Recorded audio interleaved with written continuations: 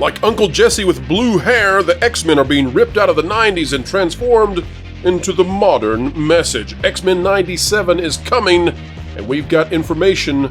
Folks, hang tight. You might not believe it.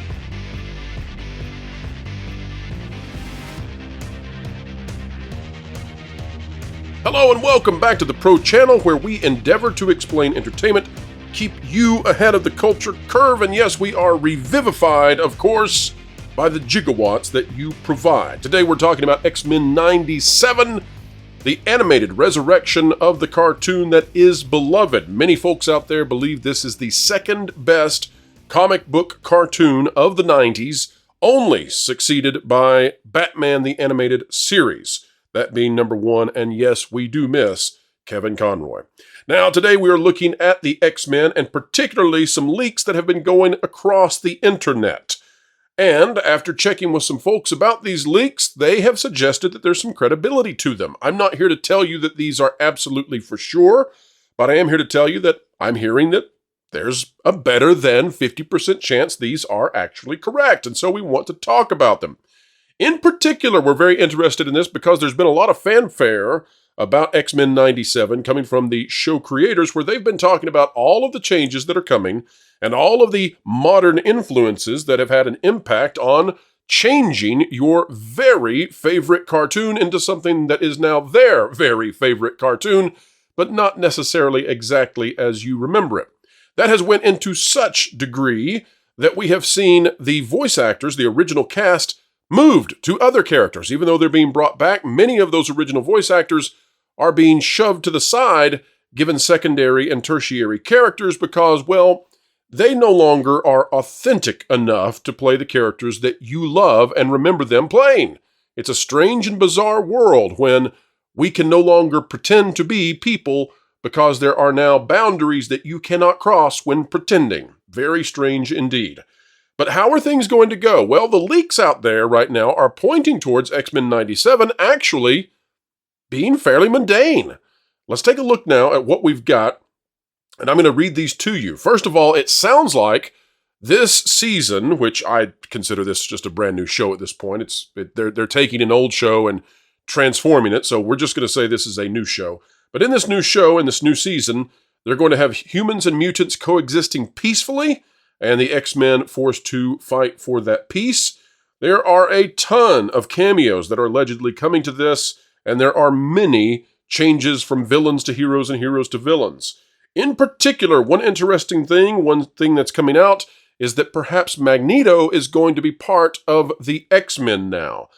In the absence of Charles Xavier, Magneto may take that place as the elder statesman, now seeing the light, if you will. One thing, though, that might have some folks out there a little bit irked by is that Magneto may not be able to reference his traditional comic book past because of tensions in the modern world. Now that is interesting, and very interesting if any scenes were cut out that might have mentioned that.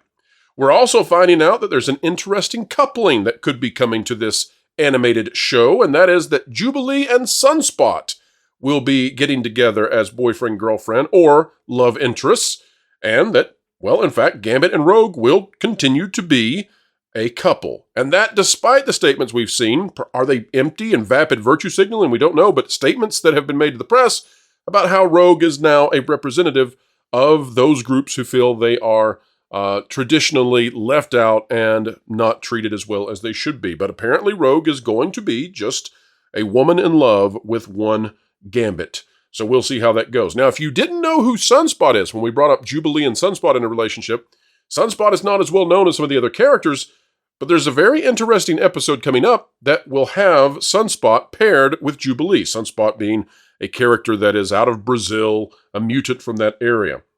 Now, in terms of what they're going to try to do, if I had been the showrunner, the writer on this, I would have went big. I would have said, we need to do something that's very exciting and worthwhile and legitimizes the need to resurrect the show after 30 years.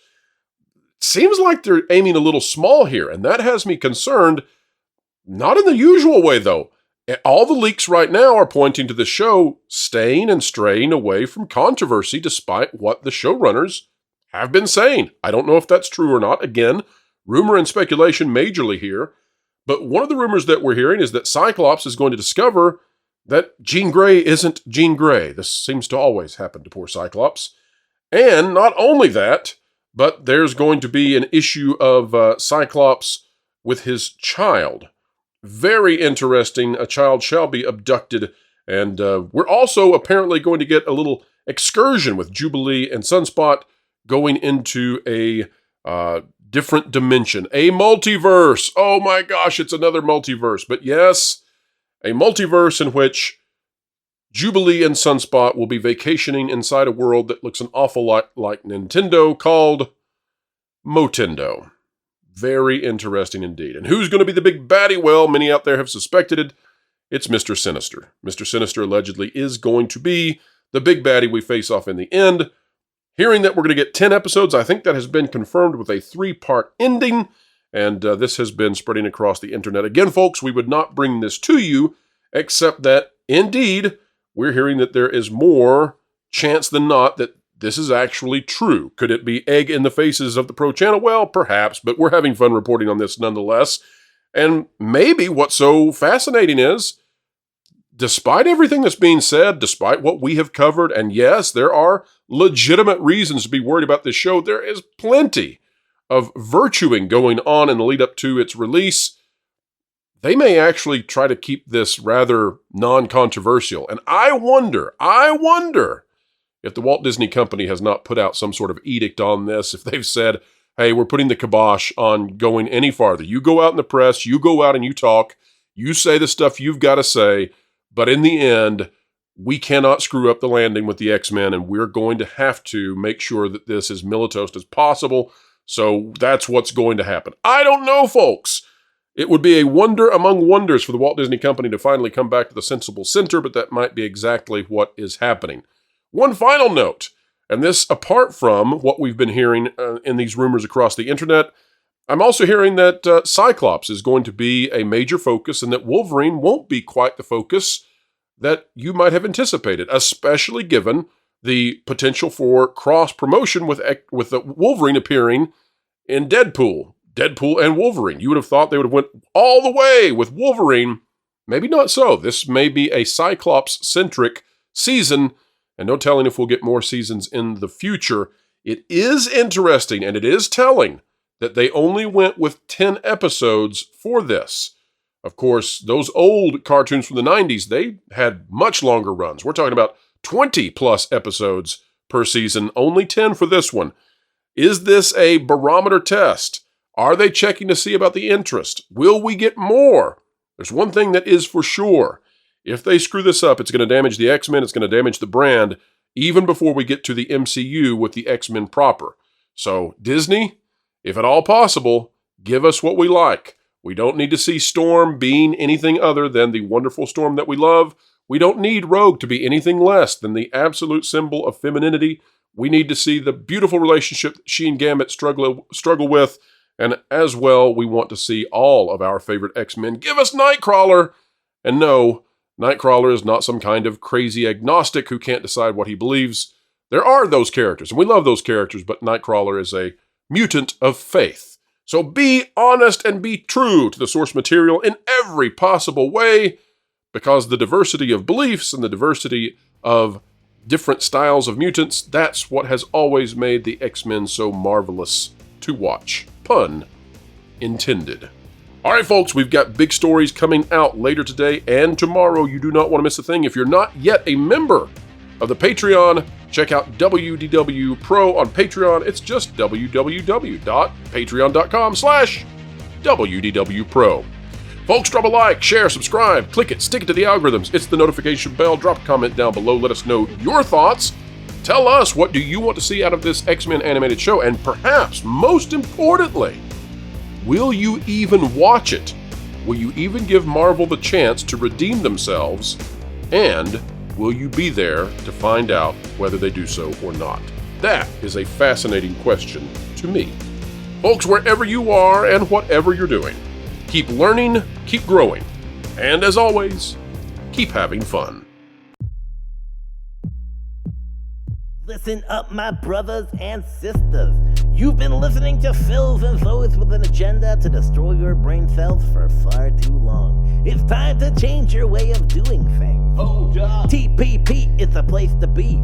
Covering the news, so honestly, it's a team that's cool and tried and true. Ahead of the culture curve, they're trying to keep you. Jonas and Pro, they run the show, and they dragged in the bearded culture casino. You got Valiant and Lord and Fourth of Line. Wonderful people, yeah, they're alright. They got weird bringing in people like Floral, but made no mistake with Lorena Creole. Amelia and John, stuttering guitarist. Martin and Tawny and someone called CMS. Fat Steven makes a bunch of other graphics. Did I mention a partnership with Bending in the comics? That Sky is a guy and Doc Matt does the web stuff. There's probably some people I missed. I hope they're not telling you the news. That should be fun. With accurate info that's not been spun. You can figure it out as you will see. The TPP is the place to be. Yeah, Wilton. That was actually pretty good, or White. But I think you might have forgotten Vash. Well, he lost all his friends. But it was implied.